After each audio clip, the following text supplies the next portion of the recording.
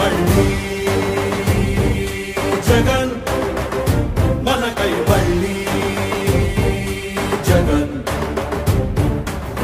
జగనే మన ధైర్యం జగనే మన మార్గం. ఈ చంద్రబాబు నాయుడు గారిని నేను చాలా విషయాలు అడగాలి. ఎందుకంటే క్యారెక్టర్ అసాసినేషన్ అన్న మాటకే కనుక వస్తే అసలు నీ 40 ఏళ్ల రాజకీయ చరిత్రలో నువ్వు ఎంతమంది కుటుంబాల్ని క్యారెక్టర్ అసాసినేషన్ చేశారు?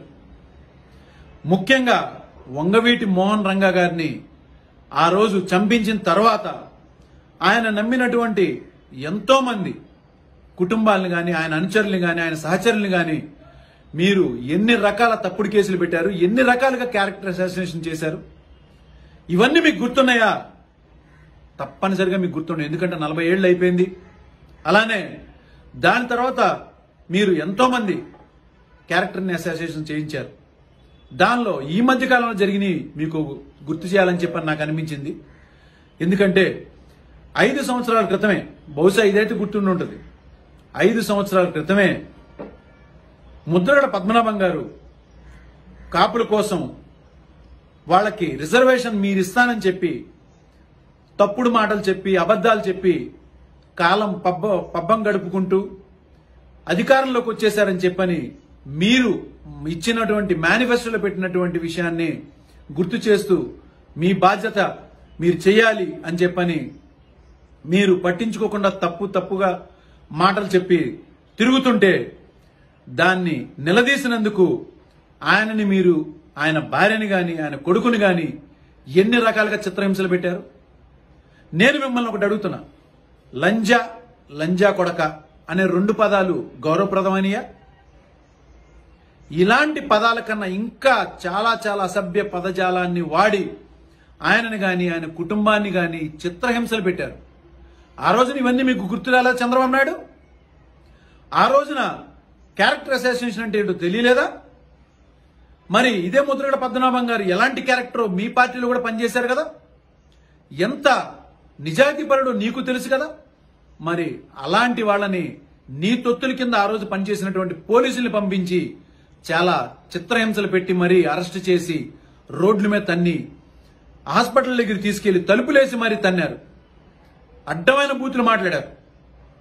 మరి దాన్నేమనాలి? అది సరే, ఏ పార్టీని అయితే అండగా పెట్టుకుని, భారతీయ జనతా పార్టీని అండగా పెట్టుకుని మొన్న 2014 ఎలక్షన్స్ లో నువ్వు అధికారంలోకి వచ్చావు.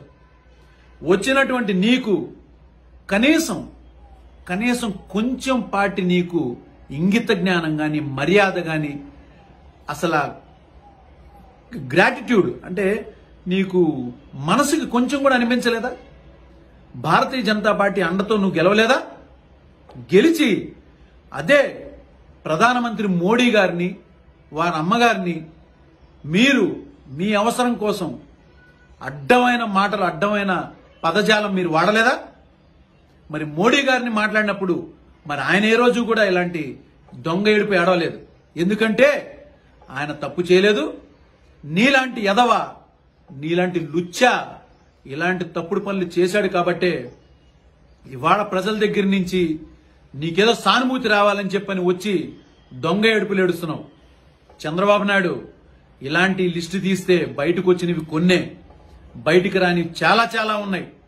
నువ్వు చేసినటువంటి తప్పుడు పనులకి ఇవాళ నీకు పడిన శిక్ష గాని, నీకు జరుగుతున్నటువంటి అవమానం గాని చాలా చాలా చాలా తక్కువ అని చెప్పనే నేను చెప్తున్నాను. ప్రజలు కూడా అదే భావిస్తున్నారు. అందుకే నువ్వు అధికారాన్ని అడ్డు పెట్టుకుని నీ స్వార్థం కోసం, నీ యొక్క అధికార బలం కోసం, నీ వాళ్ళ యొక్క ఆర్థిక బలం కోసం నువ్వు గాని, నీ టీడీపీ నాయకులు గాని చేసినటువంటి అనేకమైనటువంటి లుచ్చా పనులు, అనేకమైనటువంటి నీచమైన పనులు ఇవాళ మీకు ఎదురవుతుంటే పెద్దవాళ్ళు చెప్తారు కదా, ఏదైనా కానీ తన దాకా వస్తే కానీ తెలియదని. ఇవాళ అదే పందాన నీ దాకా వచ్చేసరికి భావోద్వేగం గుర్తుకొచ్చిందా లేదా నువ్వు నటిస్తున్నావా?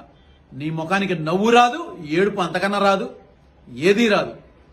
నువ్వు ఇవాళ ప్రజల దగ్గరికి వచ్చి దొంగ కన్నీళ్లు కార్చి నీచమైనటువంటి కుట్రలు నువ్వు ప్రజలకి చూపించి ఆ విధంగా నీ వైపు మలుచుకుందాం అని చెప్పి అనుకుంటున్నావేమో, ఇది కేవలం కళ.